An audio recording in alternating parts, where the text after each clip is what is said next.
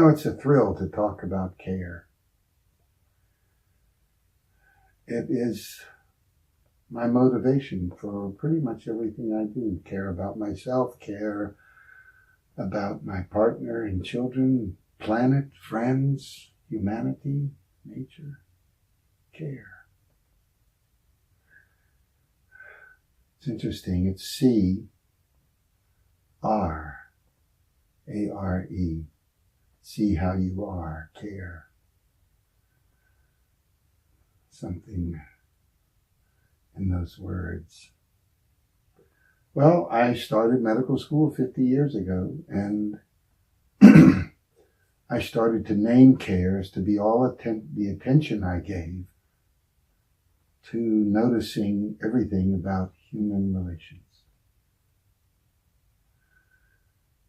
Everything I could do to help the person say and be everything they wanted to say and be, and have them feel safe. Hospitals were so traumatic. And where was the care? In the women, which in those days meant nurses. There were 8 medical students of a class of 130 that were women. That was my year. Now it's 50-50 or more in some places. But the care was the name for how women treated people in the hospital. Like mothers, like grandmothers, like friends, teachers you've known that have cared. And I wondered, why did the doctors never discuss it, never talk about it in class? We want nothing but the facts, nothing but the facts. Care is a fact. Things happen, okay? I'm going to suggest that malpractice, the multi-trillion-dollar industry, comes from a perception of not caring. We made millions of mistakes. We're never sued. Yeah, care.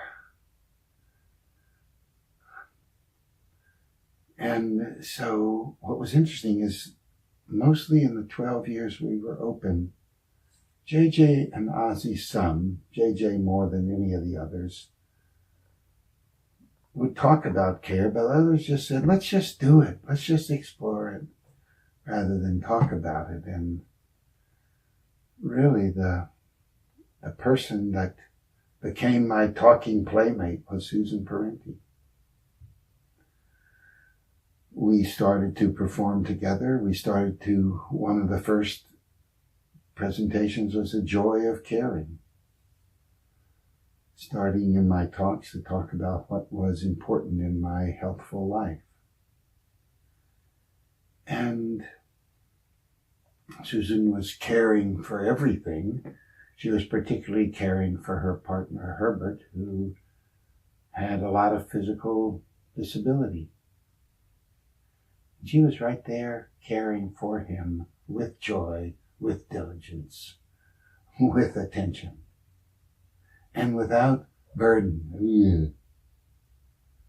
One of the words most associated in the modern vernacular to care. Grandmother, she's such a burden. Well, when Susan and I got together and we started to be on the road and talk about it and talk about care, and then I had a contact with a man named Jeff who was caring for his wife who was dying of multiple sclerosis. And he loved caring for her. There wasn't any BS in his love for caring for her. She was no burden. And she was sick and she was going to die. And Susan gave it a name, Care Pair, which I really liked the idea. And that you can have more than one care pair. Each friend, family member, every doctor, nurse, everyone that walks in the room can be part of that care pair.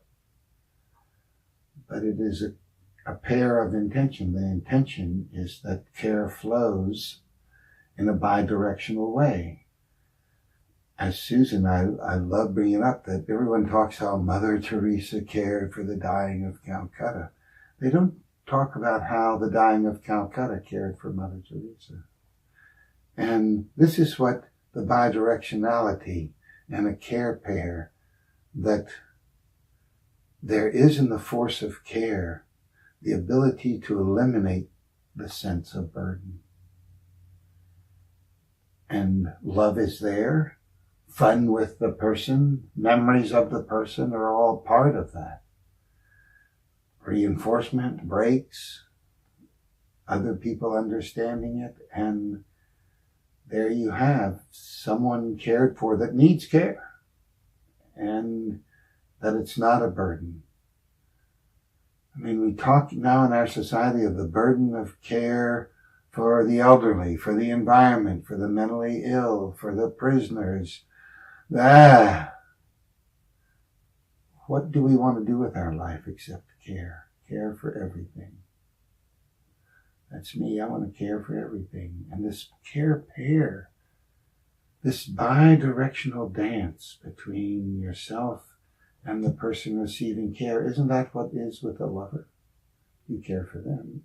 A child, you have a dance. And if it's a dance that's not stepping on shoes, you have a care pair, where the care feeds the relationship, it doesn't drain it.